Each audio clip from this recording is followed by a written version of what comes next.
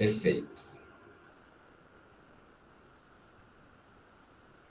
Então, pessoal, muito bem-vindo hoje mais uma reunião nossa. A gente preparou algumas novidades para partilhar com vocês, que o projeto está caminhando, que deixa a gente muito contente, e ao mesmo tempo alguns assuntos que a gente acha que é bom reforçar, relembrar, e a gente ter uma unidade, né, um padrão entre os centros diferentes que a gente possa seguir da mesma maneira. Então, a Maria Fernanda acho que vai começar com alguns slides que a gente preparou para vocês e assim a gente segue a nossa reunião. Então, boa noite a todos. Então, essa é a nossa última reunião do ano, né? A gente que veio nos nossos encontros mensais, teve o período que a gente fez 2 encontros com intervalo de 2 meses, e a gente sentiu falta de reunir o grupo, né? E agora essa reunião a gente trouxe o mesmo modelo, que a gente faz uma parte de momento acadêmico e uma parte de atualização administrativa, e com essa noção de encerramento do ciclo do ano, né? E para a gente pensar de como começamos no começo do ano, que a gente vem construindo junto essa rede de cooperação, né? Então, a gente veio construindo junto esse modelo e a gente passou, agora já a maioria, pelos desafios, né, de liberação nos seus comitês de éticas locais, pelo desafio de um estudo multicêntrico, que é uma novidade para a grande maioria, né? Então, a gente foi passando cada etapa da construção do nosso grupo, do nosso banco de dados e dessa rede de cooperação, e a gente vê agora, no final de um ano das nossas reuniões, como a gente cresceu, né? Como a gente cresceu como grupo, como a gente cresceu de conteúdos que a gente tem do nosso banco de dados. Então, hoje, no momento acadêmico, a gente vai falar um pouquinho de ética em pesquisa e algumas observações de coletas de dados de comorbidade, avaliação cognitiva, detalhes de avaliação de alta, que a gente falou bastante na última reunião. E a gente pensou em trazer esses pontos, porque a gente sabe que a gente, como coordenador, uma das nossas funções do nosso centro é manter o entusiasmo da nossa equipe, né? E que é um desafio. A gente sabe que, naturalmente, o ânimo vai diminuindo se a gente não fizer nada no começo, começa coletando um monte de dado, começa todo mundo animado, e aí o protocolo é extenso, o nosso dia é corrido, então acaba que, se a gente não lembra nosso time da grandeza do nosso grupo, da importância da pesquisa e de tudo que a gente vem construindo, a gente corre risco de desanimar e perder qualidade. E aí a gente traz esse momento para a gente falar sobre ética em pesquisa, e aí a gente trouxe essa frase que está lá na primeira página do REDCap, né? Logo quando a gente abre o REDCap, tem essa frase dizendo que integridade é fazer a coisa certa, mesmo quando ninguém está olhando. Então, acho que isso é uma das nossas funções, né? De levar para a nossa equipe, seja residente, graduação, os médicos que fazem horizontal nas enfermarias, que o correto é correto sempre, né? O que é certo sempre é certo, o que é errado sempre é errado, e que a gente deve se empenhar em fazer a coisa certa o todo o tempo, né? E para as pessoas saberem a importância do trabalho que a gente está executando, né? Do que a gente vem fazendo. Então, sempre tem em mente que o dado confiável gera resultado confiável e gera informações confiáveis. Então, se a gente tem muito cuidado na hora de coletar o dado, tem muito carinho na hora de coletar o dado, e a gente não preenche informações errôneas de formas desleixadas, a gente tem uma informação, um resultado mais confiável. E isso lá na ponta vai refletir na melhora do cuidado, né? A gente vai refletir em melhora de assistência ao paciente idoso. Então, o objetivo final, o trajeto todo, é a gente fortalecer o grupo, é a gente gerar dados, a gente gerar pesquisas importantes, mas o ponto final é disseminar o conhecimento da geriatria e melhorar a assistência do paciente idoso. E aí a gente trouxe esse vidinho que o Thiago compartilhou lá no começo, quando a gente começou a conversar sobre o Change, começou a falar sobre o projeto, o Thiago compartilhou esse vidinho sobre integridade em pesquisa. Eu vou passar, ele é bem rapidinho, e me falem só se não tiver ok com o som. Whether you are student, teacher, you use tools, creativity, and materials for your work. But sometimes this is not enough to do research well. That is why we need research integrity. Never heard about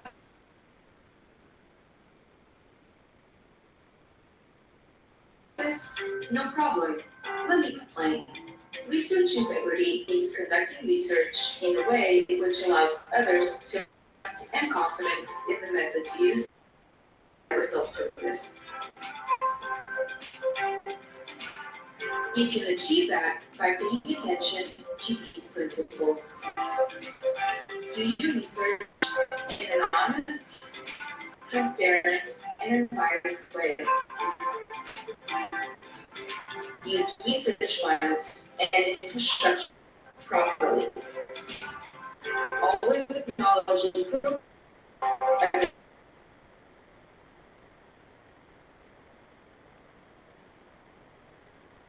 contributors and funders, and act responsibly towards research and summits. Então, essa é a intenção, assim, eu acho que a gente, como coordenador, sempre passar para a nossa equipe, né, e a nossa postura reflete muito a postura da nossa equipe, né, então sempre lembrar do valor do valor do dado, do valor da informação que a gente vem passando. Então, só trouxe alguns pontos da integridade em pesquisa. Então, um ponto fundamental é a honestidade em todos os aspectos, né? Então, desde o planejamento da pesquisa, da metodologia, da coleta de dados, dos repórteres que a gente faz, da interpretação do que a gente encontra. E isso a gente vem, o rigor está de acordo com as normas, seguir os protocolos, o método apropriado, e nas nossas reuniões durante todo esse ano, foi o que a gente veio construindo, né? Então, a gente fez o protocolo todo junto. No comecinho, a gente discutiu cada etapa, como avaliar, qual que seria o melhor método para a gente treinar, para a gente ter a homogeneidade na forma de avaliação, e quando tinha dúvida, a gente trazia na outra reunião. Então, tiveram alguns pontos que a gente trouxe para discussão várias vezes, e é coisa que a gente vai precisar relembrar sempre, para a gente tentar ter a homogeneidade e a padronização da forma de coleta, né? Então, os nossos encontros são fundamentais para isso.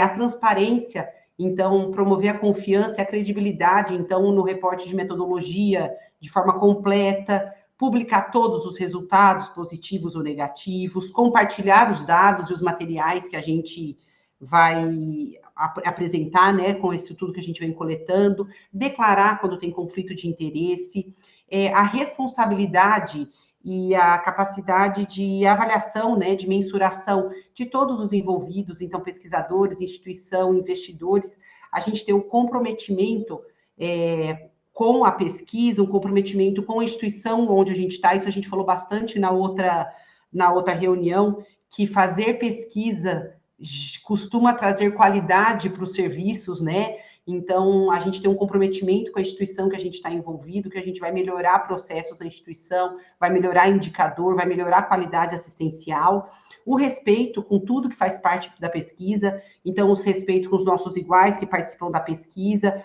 o respeito com os nossos coordenadores, né, e o respeito principalmente com os participantes, que são os pacientes, né, que eles dedicam um tempo importante, eles estão num momento crítico, um momento de uma intercorrência, a família está numa fase angustiada de internação hospitalar, e a gente faz todas essas perguntas, então a gente ser muito respeitoso, então a gente conseguir, como coordenador, passar isso para a nossa equipe é de fundamental importância. E agora quem vai falar um pouquinho vai ser a Maria Eduarda. A Maria Eduarda, eu acho que de todos nós é que tem a maior carga de preenchimento e de contato com o REDCap, né? Então, ela vai falar um pouquinho sobre a coleta de comorbidades, o preenchimento de avaliações cognitivas e de relatórios de alta. Boa noite a todos. Meu nome é Maria Eduarda, eu ainda não tinha participado dessa reunião na forma de apresentadora aqui no nosso grupo, mas, como a Fefa falou, eu estou à frente da coleta do Sírio-Libanês e do Instituto do Câncer. E estou fazendo parte desse grupo que tanto me orgulha. A gente escolheu 2 pontos para focar nesse momento. O primeiro é em relação às comorbidades, né? As comorbidades, ela entra no preenchimento da coleta em 2 momentos. O primeiro na anamnese, em que a gente pontua os antecedentes, e no outro, no MPI, em que há a escala do CIRS. E o que a gente considera como comorbidade? Todas as descrições de comorbidades de antecedentes vindas no prontuário podem ser inclusas nesses questionários, nos dois momentos de preenchimento. Todas as informações de comorbidades trazidas pelos pacientes ou familiares em algum momento da vida também entram nessa pontuação, ou através de deduções a partir das medicações de uso contínuo.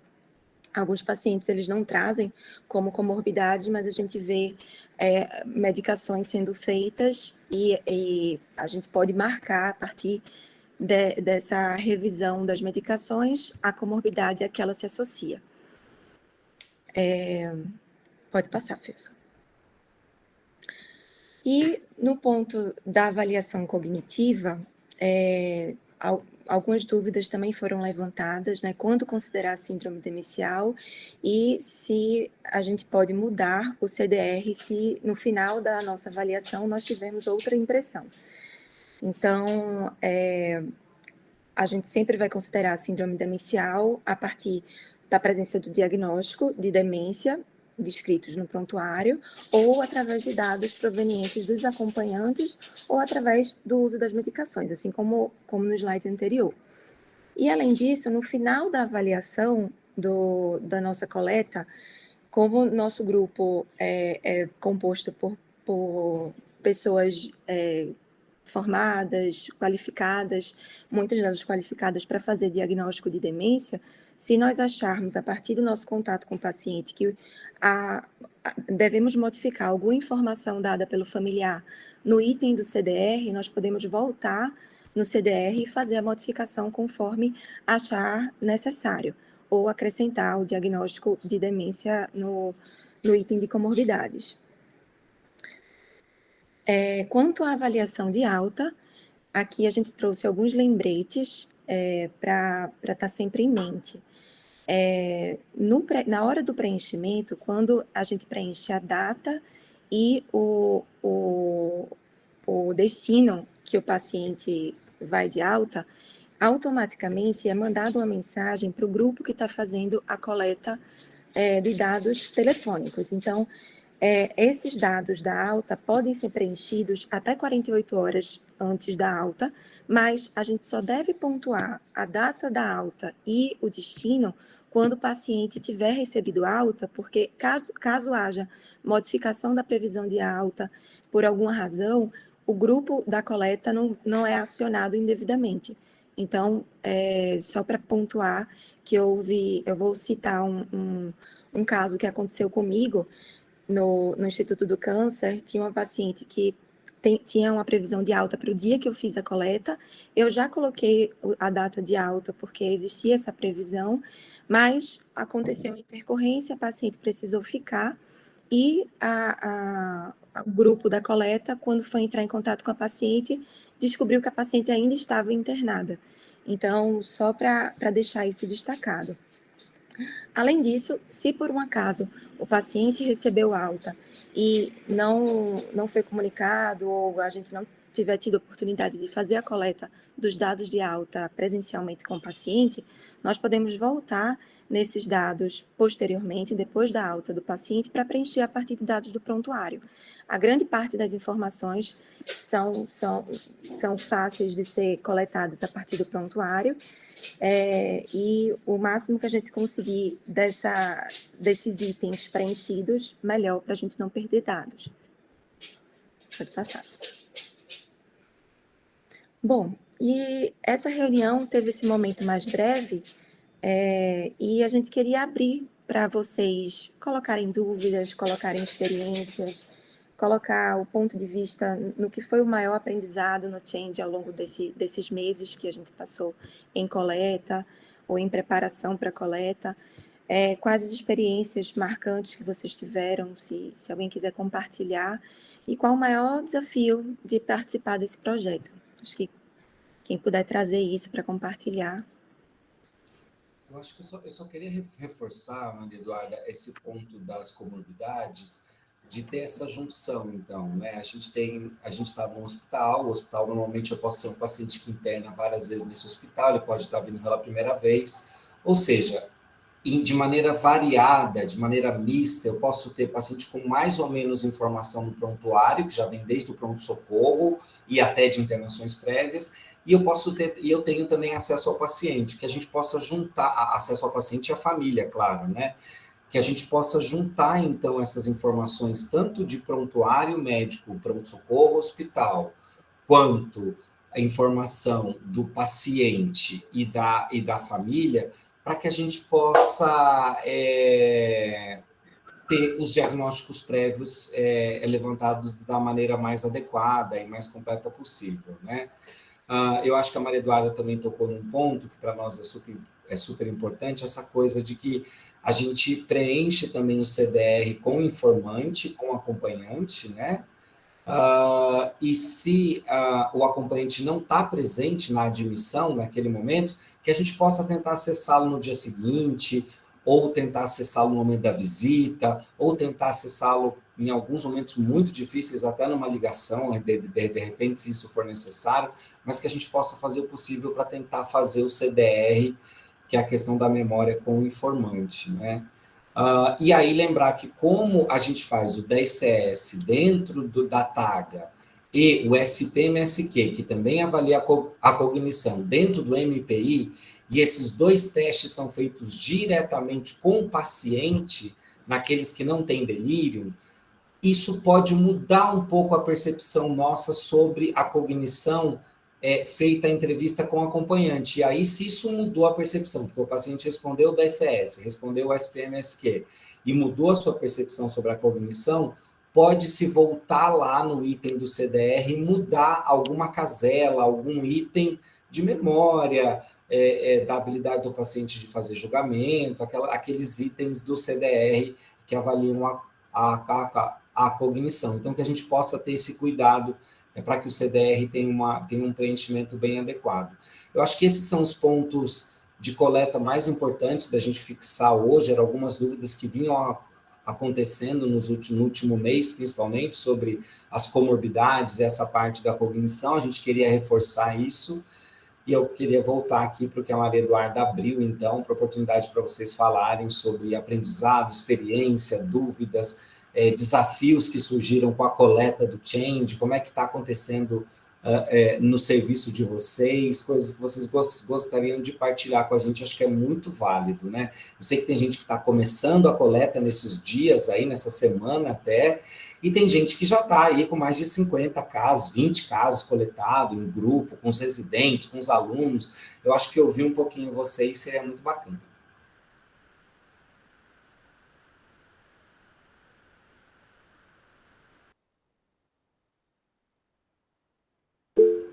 Acho que a Nereida levantou a mão. Nereida, fica à vontade.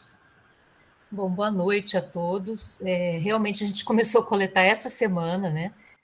Foi um longo trajeto aí de dificuldades, né, com o comitê de ética, que o Marlon, né, está sabendo bem, mas finalmente deu certo. E uma dificuldade que já aconteceu essa semana foi a questão de que, num primeiro momento, os pacientes que foram admitidos, não foi, assim, no momento da admissão, não foi solicitada para esses familiares a assinatura do termo de consentimento, já consegui fazer o preenchimento, né, nesse primeiro momento.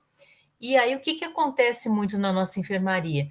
A família interna, pensando no idoso, né, com cognição alterada, frágil, e aí eles somem. Então, a gente teve uma dificuldade muito grande de conseguir, assim, dos dois primeiros, do primeiro dia, né, que a gente achava que já ia dar certo, a gente não conseguiu por falta de contato mesmo com a companheira. Era uma pessoa já que morava numa instituição de longa permanência, então foi muito difícil. O outro a gente conseguiu, e depois conseguimos mais dois, mas aí, assim, quando entra, a gente já fala da pesquisa, né? Os residentes já estão fazendo assim. e já tem, sabe, já tentam fazer a avaliação já no momento da internação, porque depois, muitas vezes, eles, apesar de ser assim, desejável, inclusive, que eles fiquem, eles não ficam, né? E aí o paciente fica sozinho e a gente fica com dificuldade para o preenchimento de vários itens aí, pela questão cognitiva, principalmente. E acho que é isso, assim, que, por enquanto, né, está sendo a nossa dificuldade. É um desafio mesmo, né, Nereida? Quando tem uma dificuldade de acesso muito grande ao cuidador, né, ao acompanhante que não está presente, né? Acho que a ideia é tentar pegar o consentimento o mais rápido possível, assim que for acessado, né, o paciente. E aí, se não tiver realmente quem possa ajudar no consentimento, o paciente tem um comprometimento cognitivo, aí realmente ele acaba, você não vai colocar o paciente, se ele não tem, ele não tem como consentir, não tem ninguém responsável por ele, é uma situação que inviabiliza mesmo, né? Mas, Aqui na Unicamp a gente teve essa mesma dificuldade, porque tem muito paciente mesmo que fica sem acompanhante, que a gente tem dificuldade de acessar a família, e os residentes têm feito muita coisa por ligação telefônica aqui. Então, tenta encontrar, não consegue, eles fazem ligação telefônica. Teve um paciente nosso que ele era ex-morador de rua e que ele estava numa instituição pública aqui em Campinas. E a gente ligou e a enfermeira da casa, responsável pela casa, era quem tinha maior informação para passar do paciente. Então, a gente acabou pegando todas as informações por telefone, porque ela não conseguia vir até o hospital, e a gente acabou preenchendo por ligação telefônica, mas é uma dificuldade que a gente tem também frequente aqui. Mas e o termo de consentimento? Como que vocês conseguiram daí, né? Dá para mandar por e-mail, né? Não, sim, mas a pessoa da instituição que assumiu essa Ficou como responsabilidade? responsável. Agora fiquei até em dúvida se poderia. Poderia, Marlon? Ela ficou como responsável legal por ele. aí isso depende se essa pessoa já é a responsável, é legal. Ele era morador de rua. Não, ela era o único contato. Isso acontece também no centro da Santa Casa, lá do Dom Pedro, né? E aí, o que a gente combinou é que pacientes que não tem ninguém e não tem um responsável legal, acaba sendo excluído, e lá foi feito um adendo para que se o Comitê de Ética do Dom Pedro, quer dizer, da Santa Casa, responsável pelo Dom Pedro, permitia que pudesse, nesses casos, ser dispensado o consentimento, entendeu? Ser dispensado o acolhimento. Isso está em análise lá, a gente não sabe ainda qual vai ser a resposta, porque a princípio o paciente não entra porque não tem como consentir, né? Isso é mais comum lá, isso é bem mais comum lá, é quase a regra deles lá. Porque lá, quem não conhece o Dom Pedro, é uma instituição de longa permanência, né? Que tem muita gente sem familiar, né? E com problemas de demência e tudo mais. Mas são exceções também, né? Apesar de ser algo muito comum lá no Dom Pedro, não é o dia a dia dos outros locais, não é, aconteceu isso em Campinas, aconteceu em Ribeirão Preto, mas não é o dia a dia, né, dos outros locais. A gente tem relato super legal do pessoal da Bahia, do interior da Bahia, que teve dificuldade com a internet, eles criaram a coleta toda no Word, né? Assim, o próprio Redcap no Word, então eles usam o próprio escrito lá, fazem a coleta e depois transcrevem isso depois. A gente tem relatos de desafios grandes, porque são muitos centros, né? Então, é bem interessante a gente ouvir algumas histórias de saídas que têm sido encontradas para conseguir fazer a coleta de maneira adequada. E aí vamos ouvir a Francine lá de Porto Alegre agora, então. Obrigada, Marlon. Então, vou trazer um pouquinho da minha experiência, né, agora com a coleta. Nós já conseguimos incluir 18 pacientes, assim, para nós é muito gratificante, porque como a gente está no início, eu estou treinando 2 acadêmicos para me auxiliarem, então é um número bem expressivo, sabe? A gente está bem, bem contente mesmo. O que eu tenho, assim, eu percebo de dificuldade em relação à velocidade de marcha dos pacientes. Muitas vezes eles não se sentem seguros em fazer e realizar o teste, né? Às vezes eu chamo a fisioterapeuta para me ajudar, né? Eu fico atrás, ela fica na frente, enfim, justamente porque alguns pacientes, a maioria deles aqui no hospital, eles estão com a pulseira de risco de quedas, né? Mas, lógico, é mais por um cuidado também, não necessariamente com esse paciente que tem um grande risco de queda, mas é mais um protocolo mesmo do hospital. Então, muitas vezes o paciente ele fica receoso de realizar a velocidade de marcha e acaba não querendo fazer, né? Eu coloco, claro, no headcap que o paciente não pôde deambular. Outra coisa que eu percebo de desafio, assim, é da internet também. Nós já tentamos de diversas formas aplicar o questionário pelo tablet, enfim, e realmente ele tranca muito, porque na nossa internet, eu não sei se ela não supre a necessidade, e a base dos computadores toda é nessa internet do Wi-Fi do Clínicas, né? Aqui do Clínicas. Então, é isso que tu falasse agora do pessoal da Bahia, que botaram em Word e tudo, me acendeu uma luz, porque eu não sabia que podia, né? Como tem essa questão de passar para o Word, depois passar para o Redcap, eu achei que teria algum problema, enfim, mas fiquei bem aliviada e vou, com certeza, utilizar desse método também para conseguir acelerar mais, né? E o que eu sempre friso, assim, com os alunos e com os residentes é a questão da qualidade da coleta, né? Às vezes se preocupam muito com o número da coleta, de coletar vários pacientes, e não tem a qualidade que realmente precisa, sabe? Então, por isso que a gente está optando mais pela qualidade mesmo, de aplicar os questionários, né? Enfim, para os pacientes com calma, porque querendo ou não é bem comprido, é extenso, né? O que a gente aplica para eles, mas é basicamente isso, assim, a gente está bem feliz mesmo com o andamento aqui do Change aqui em Porto Alegre. E eu tive a honra de ir para São Paulo acompanhar um dia do Sírio, né? Que a colega me recebeu super bem lá.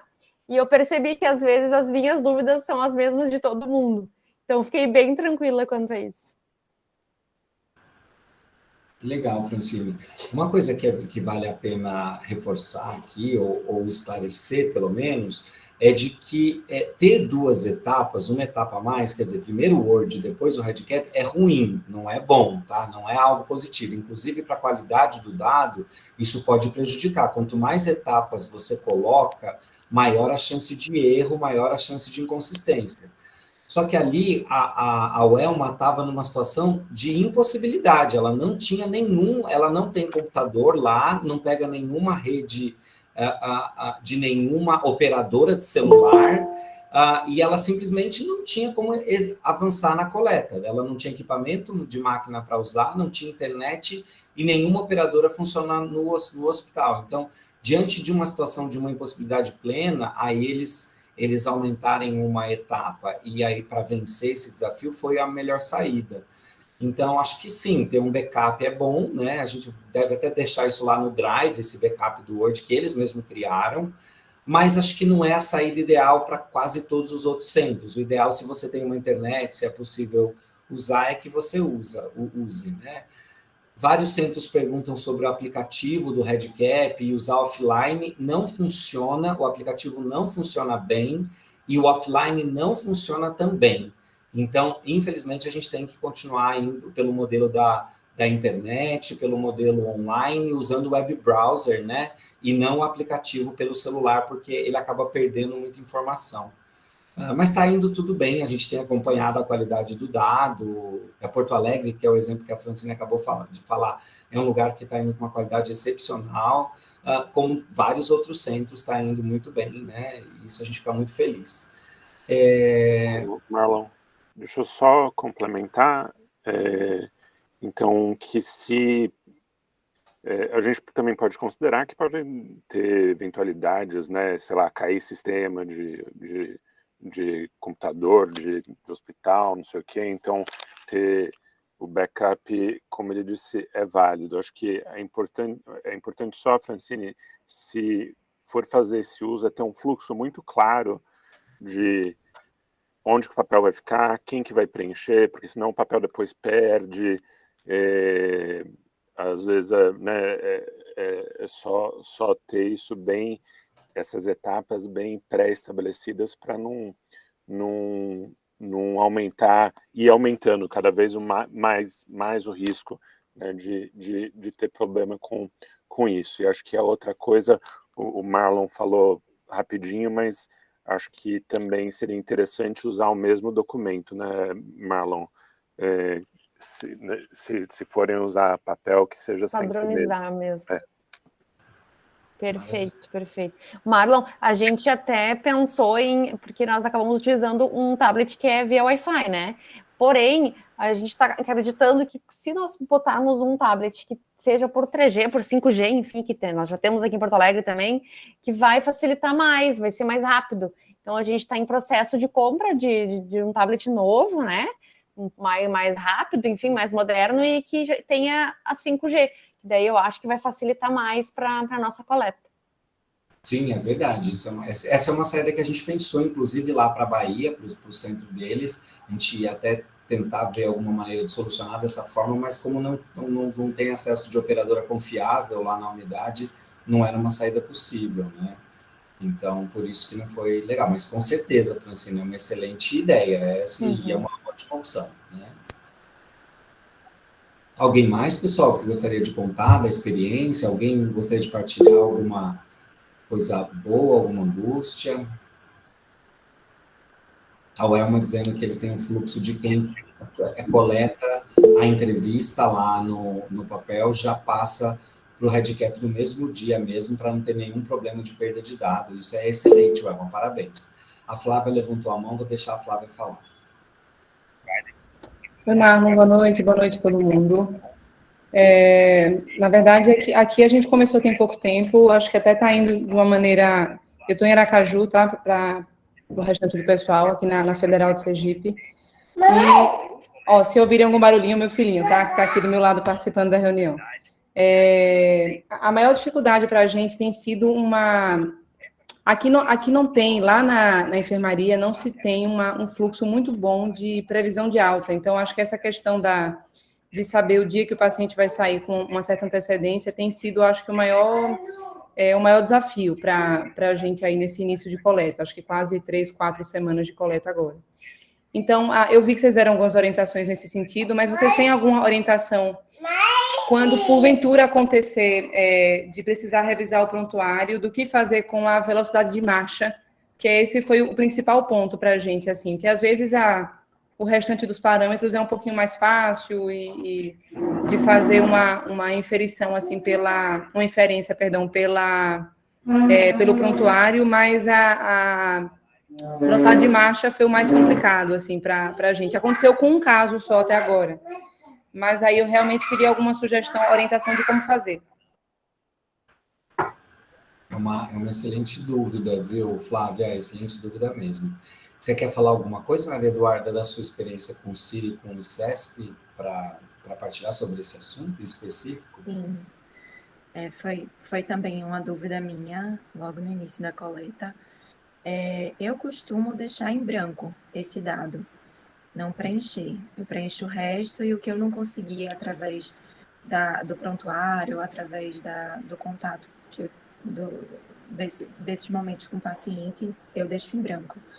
Às vezes, o próprio da ICS, da alta também, a gente quando não tem esse contato da alta com o paciente, acaba perdendo essa informação. Então, eu também deixo em branco, mas fica esse dado perdido, realmente. Eu acho que se você não teve acesso à informação e não tem como avaliar, é um missing data mesmo, é um dado que vai ficar ausente, né? O lado positivo é o que a Flávia falou, muita coisa tem de prontuário, as outras informações. No Círio, no HC e no ICESP, por aqui, que eu acompanho mais de perto, a gente conseguiu resolver tendo grupo de WhatsApp que tenta avisar uma previsão de alta, isso ajudou a gente a conseguir elaborar. As 48 horas antes ajuda também, né? Então, é uma outra coisa que ajuda a ter essa permeabilidade de 48 horas, então não precisa ser naquela hora que ele vai sair, né? Apenas, né? O grupo de WhatsApp melhorou a comunicação, e uma outra coisa é que chega a acontecer, Flávio, eu sei que é mais difícil isso para outros centros, mas de repente o médico que está dando a alta é um pouco mais envolvido com o change, sabe, alguma coisa, e ele mesmo não faz nada, mas pelo menos a velocidade de marcha ele faz ali, e ele fala, olha, eu testei e deu, ele andou em tantos segundos, tantos metros, então é isso para você. Pelo menos esse dado, já aconteceu isso também por aqui, é uma coisa que ajudou a não perder. No mais, se isso não é possível, esse dado fica em branco. Tiago, você vai falar alguma coisa? Não, é só que, por exemplo, normalmente antes de abrir para registrar a velocidade de marcha, pergunta se o paciente é capaz de deambular ou não, né? Então, por exemplo, isso, pelo menos, normalmente você sabe, menos depois, se o paciente conseguia andar ou não. Então, a gente coloca no limite da informação que está disponível, né? E o que não tiver disponível como o Marlon disse, é missindeira, e a gente tem que lidar depois com missindeira da forma que for mais pertinente para o dado que a gente estiver trabalhando. Não, eu acho que essa era a questão, assim, para mim não tinha nenhuma maneira de inferir essa informação de outra forma, assim, a não ser a avaliação objetiva, que nesse caso acabou ficando, nesse caso específico, a gente deu sorte que a paciente já não era capaz de deambular desde a admissão, então ela permaneceu como incapaz de deambular, e eu aproveitei hoje para fazer essa pergunta. E aí, Marlon, eu concordo com você, o grupo de WhatsApp tem ajudado muito a gente aqui também, tem sido crucial para isso, a gente fez uma rede até maior do que as pessoas envolvidas no projeto, a gente pegou realmente uma pessoa-chave em cada canto, assim, do setor do hospital, para que isso não fosse perdido, mas obrigada por compartilhar essas sugestões aí que vão ajudar a gente no dia a dia. Que maravilha. Já vou passar para a Iana falar. Eu só queria lembrar de um ponto que a Francine falou, e o Tiago falou, e a Flávia acabou abordando também, que é essa questão de... A Francine trouxe a primeira vez aqui, agora há pouco, com a preocupação, poxa, alguns pacientes não andam, e aí eu coloco, ele não anda, ele não vai querer andar, ele está com medo, ele vai cair. Daqui a pouco nós vamos mostrar um spoiler para vocês de resultados preliminares, e vocês vão ficar impressionados com a importância prognóstica que tem só o fato da gente clicar. O paciente não fez a velocidade de marcha porque ele é incapaz, porque ele não pode, porque ele vai cair se ele fizer. Se vocês vão ver qual o impacto que isso tem na internação do idoso. Então, fiquem tranquilos, continuem assim, preenchendo assim. Quando o paciente não é capaz, coloca incapaz lá, não é, ele vai cair, ele não consegue, ele não fica em pé. Esse dado vai ajudar muito a gente a ter resultados interessantes depois com o Change. Iana, estou passando para você poder falar. Boa noite, Marlon, boa noite, pessoal. Em relação à parte da velocidade de marcha, tem sido realmente algo que a gente está impressionado com a variável, né? Porque os dados que a gente colhe são mais pacientes cirúrgicos, né? E realmente não tem dado para fazer, a gente tem colocado incapaz mesmo, porque muitas vezes eles estão ligados a uma bomba, com dreno, né? Então, assim, o dado tem sido um dado real mesmo, né? De que se eu tiro ele da bomba, se fosse eu colhendo, né, médica, né, já tem um tempo de experiência e tudo, mas quem está colhendo uma boa parte desses dados é uma acadêmica. Então, ela está na real, né? Doutora, eu não vou desligar da bomba e vou botar ele para andar, porque se aquele medicamento que está lá for importante, né, eu não consigo tirar, eu não tenho discernimento para saber que medicamento eu vou tirar ou não da bomba, para poder botar ele para andar ou não. Ou ele tem um dreno, ele vai andar, eu tenho o risco de tirar aquele dreno, ele tem 48 horas ali para tirar o dreno, ele tira o dreno e vai de alta. Então, não dá, às vezes, para fazer a velocidade de marcha, muitas vezes com esses pacientes cirúrgicos, né? Então, eu não sei se está tendo essa experiência em outros hospitais, né? Porque, assim, são muitos idosos que internam para a cirurgia e a gente não está conseguindo fazer por conta do risco a fazer aquele procedimento para ele dentro da internação, dentro daquele período pós-admissional, né, que a gente combinou. Então, eu não sei se a gente está fazendo certo, mas eu queria compartilhar essa experiência, né? Eu acho que pode seguir assim mesmo, né, Iana? Dessa forma, o paciente vai ser colocado em risco, você não pode colocar ele em risco para caminhar se ele está com uma bomba de infusão, se ele está impossibilidade de caminhar, se ele está com uma doença mais grave, se ele está com dor, se ele está Então, eu acho que segue como está sendo feito, da maneira segura, que protege o paciente, e depois a gente vai interpretar esses dados depois, como que a gente encontra aí desses resultados, né? Acho que a Nereida fica à vontade, Nereida. Não, eu só me preocupei um pouco com essa questão, não tanto o que a Iana falou, mas quando foi dito, né, não sei se foi a Maria Eduarda, que os pacientes se recusam às vezes, né? Porque às vezes assim, você acha que ele conseguiria fazer, mas ele se recusa, e aí você coloca assim mesmo como incapaz. Será que isso não vai interferir, né, nos resultados depois? Eu acho que talvez, se a gente tivesse lá, isso acontece até em alguns estudos populacionais, né? Que o paciente, ele acha que seria capaz, mas ele está com medo. Ele está com medo, ele não quer testar, né? A gente poderia ter, por exemplo, duas alternativas: incapaz ou capaz, mas se sente inseguro e não realizou. A gente não tem isso. E como a gente não tem isso, vamos manter no incapaz, que ele se negou, ele não quer fazer, algum receio tem. O que a gente aprende em pesquisa clínica em geral, quando o paciente também está com receio, ele não quer fazer, ele tem medo, é porque alguma alteração de base já tem, entendeu, Nereida? Não é o ideal, eu acho que talvez o REDCap poderia estar mais detalhado, não foi feito assim, a gente não vai poder mudar a partir de agora também, mas eu acho que eu continuaria colocando como o item que não foi feito, deixa em branco. O que pode fazer nesse caso, se você tem certeza absoluta que o paciente seria capaz de andar, ele só se negou, é deixar em branco também. Fica em branco e vai ficar como um dado faltante, né? O que a gente eventualmente nessa...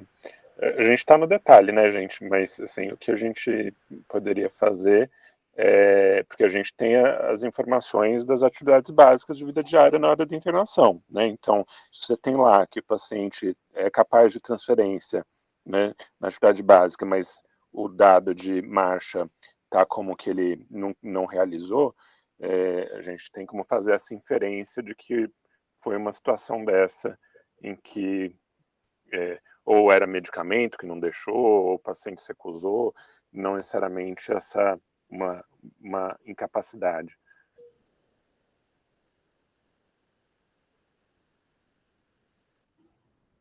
Isso ajuda bastante. A gente pode trabalhar um pouco isso depois nas análises. É perfeito, Thiago, essa colocação.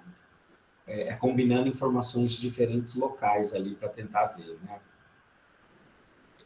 Só um detalhe, só para compartilhar minha experiência, o que eu tenho feito, às vezes quando isso acontece, é conversar com a fisioterapia para avaliar como é que está essa deambulação, se é sem apoio, se é com apoio, até para a gente poder marcar adequadamente. E outra experiência que eu também tive no hospital privado é alguns pacientes que não querem deambular, podem deambular, mas estão no momento de maior astenia, de querer repouso e se recusar a deambular por vontade, né? Então, isso aí eu também já me deparei, mas também a gente consegue contornar, tanto conversando com a fisioterapia, tanto acho que através das atividades básicas também, e talvez não colocando a velocidade em si, mas pontuando sim ou não nessa capacidade de deambular. Isso vai ajudar bastante. Acho que podemos continuar, Fefa, vamos seguir. Vamos. Então, agora, a parte da atuação administrativa vai ser um pouco mais breve. A tabela que a Lilian, a nossa coordenadora, ela sempre traz para a gente, né? Então, que a gente sempre falou de deslocar para a direita. Então, agora a gente já tem a grande maioria dos centros já com um estudo aprovado, já com início de coleta. Os 4 centros que estão na tramitação e apreciação ética no CEP local, a Lilian me falou que hoje já entrou em contato com todos, eles já fizeram contato com ela e foram pessoalmente no CEP local e estão organizando para passar para a próxima etapa. Então, a gente também está chegando aí no fim do ano com a maioria dos centros já aprovados, liberados e com início de coleta. O spoiler que a gente trouxe, o Thiago fez algumas avaliações já dos dados coletados, então já são 580 inclusões, a gente já chegou próximo aos 50% do N amostral, né, do primeiro do trabalho. 430 pacientes estão em segmento telefônico já, 15 centros estão fazendo coleta, e alguns resultados, olhando essa amostra que o Thiago trouxe para a gente, então, nesse momento, eram 773 internações que tinham sido finalizadas, a idade média de 81 anos, uma idade média alta, 62% mulheres, 60% eram frágeis, 36% tiveram delírio durante a internação, 64% usavam mais de 5 medicamentos e 31% tinham antecedente de demência, mais 20% dos que não tinham antecedente de demência tinham um CDR-SB maior que 4,5%. Desculpa que tem uma criança aqui também. Maior que 4,5%, que um CDR compatível com o quadro demencial. Então, a gente vê que a nossa amostra bate com o que a gente tem em literatura, né, em dados epidemiológicos, e esse ponto em especial do subdiagnóstico de demência, o que a gente sempre falou da importância da nossa rede, do nosso banco de dados, que existe oportunidades de muitos trabalhos serem feitos com esse nosso banco de dados.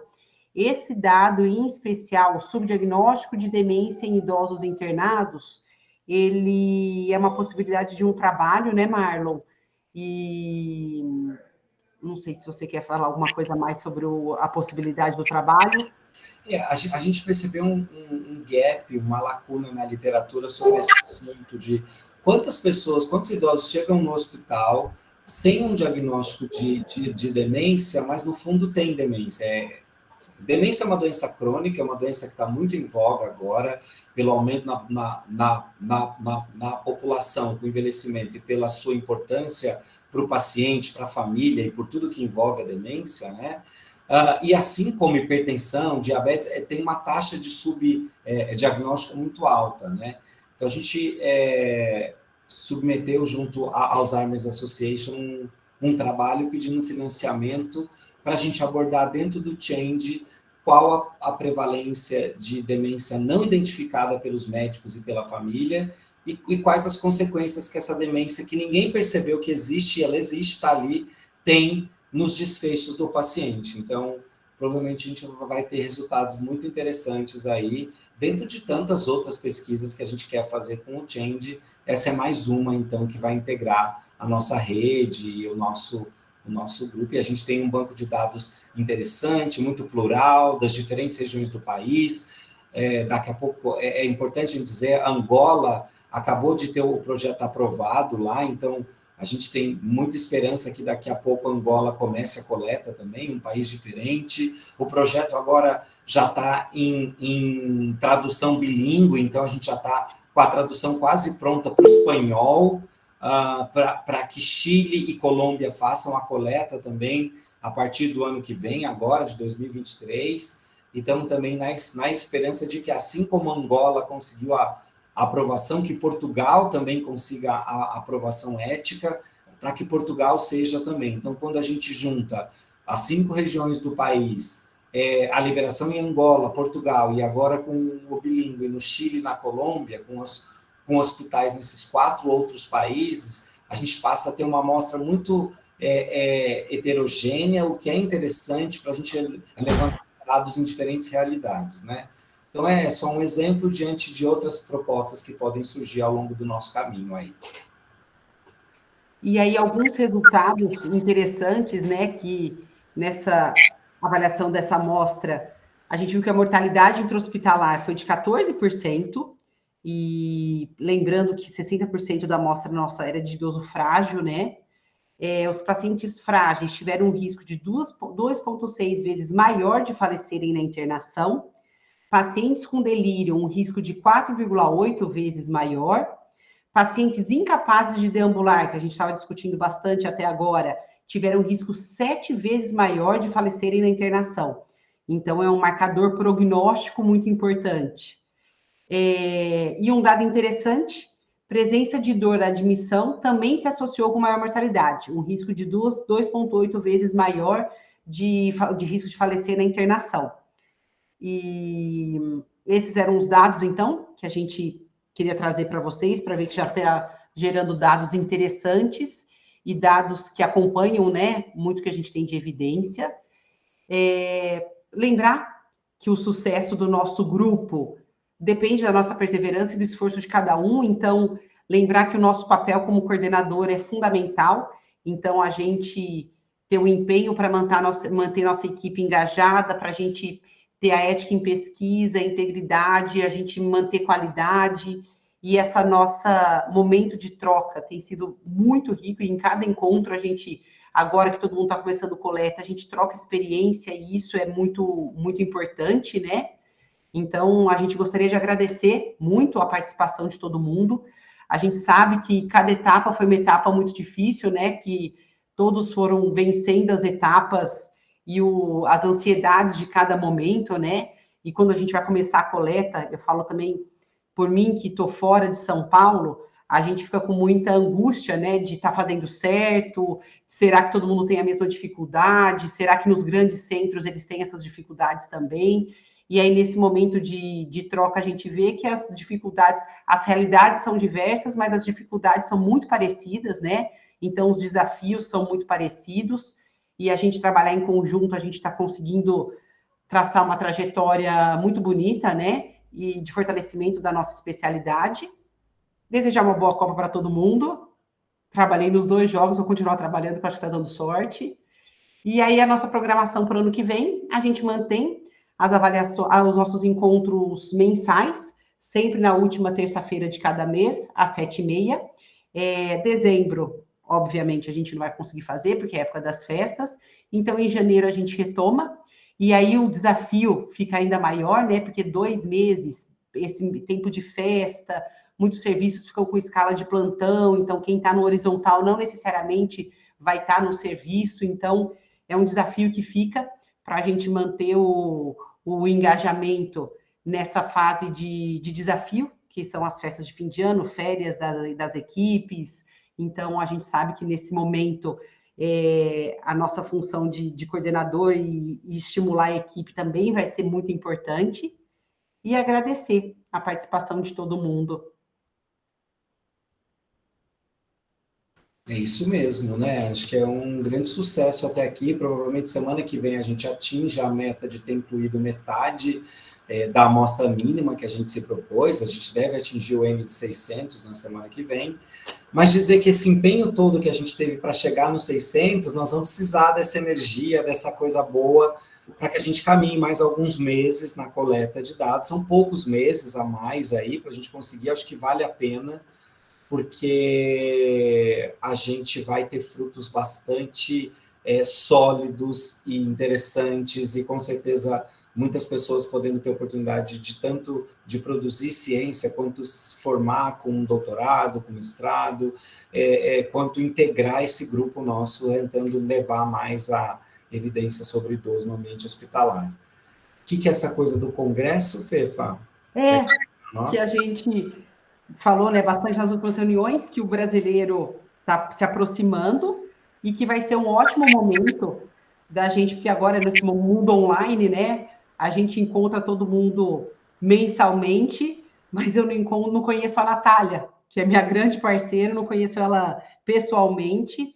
Então, a intenção no Congresso Brasileiro é da gente tentar fazer um encontro presencial com todos os participantes do Change, para a gente ter um momento de troca de experiência e para a gente se conhecer pessoalmente, né?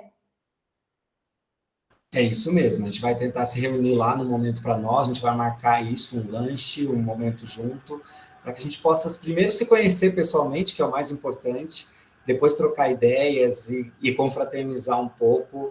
É bacana fazer as reuniões online, ela ajuda demais, a gente está seguindo e seguindo bem com elas, mas poder ter a chance de se encontrar ali e conhecer um pouquinho mais da realidade de cada um e nos conhecermos melhor vai ser fantástico. Então, vai ser uma oportunidade incrível aí em São Paulo, a gente se encontrar em março. Alguma pergunta final, pessoal? A gente chegou no nosso tempo, temos o tempo. Tem alguém que quer fazer alguma colocação final? Oi, Marlon, é a Pérola aqui. Queria agradecer por poder participar dessa reunião, assim, estou bem animada com o projeto.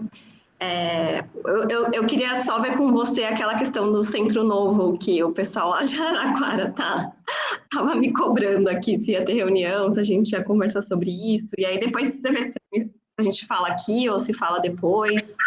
O pessoal tá meio ansioso lá, me mandaram mensagem hoje já. Tá, joia. A gente está numa fase, Pérola, nesses próximos 15 dias, a gente está organizando algumas coisas do centro já participante. Assim que passar esses 15 dias, a gente vai ver a possibilidade de novos centros. O Berdan também trouxe isso hoje para mim, de um outro local. A gente tem um pessoal que é do Rio de Janeiro que também gostaria. A gente vai ver essa possibilidade. Acredito que sim, que deva dar certo. Vamos só dar esse tempo para que a gente faça da maneira adequada, tá? Tá ótimo. Muito obrigada. Mais alguém, pessoal? Alguma última colocação?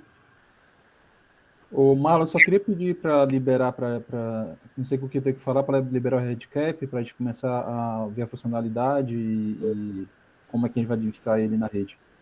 Eu te passei, Berdan, hoje um e-mail da Lilian pela pesquisa geriatria. Você pode mandar um e-mail com os nomes e e-mail. Manda nome e e-mail de quem você quer que tenha acesso, que aí a gente já libera o acesso para vocês, tá bom? Então, pessoal, excelente. Estamos felizes, acabando o ano, agradecer vocês. A gente volta a se encontrar em janeiro do ano que vem, o último dia do mês de janeiro. Tenham um excelente final do ano. A gente quer tentar mandar uma lembrança para todos vocês agora aqui no final do ano. Tomara que a gente consiga. Vocês vão receber em casa, tá? E muito obrigado por tudo. Agradecer do fundo do coração a confiança, o apoio, a formação desse grupo incrível. Qualquer dúvida, continuamos à disposição via telefone, via WhatsApp, via e-mail. Continuamos à disposição de vocês. Com certeza, se precisar, a gente vai conversar aí ao longo de dezembro e janeiro, porque estamos trabalhando aqui em São Paulo, tá bom? Ótima noite para vocês. Obrigada. Tudo de bom, tá? Tchau. Tchau, tchau.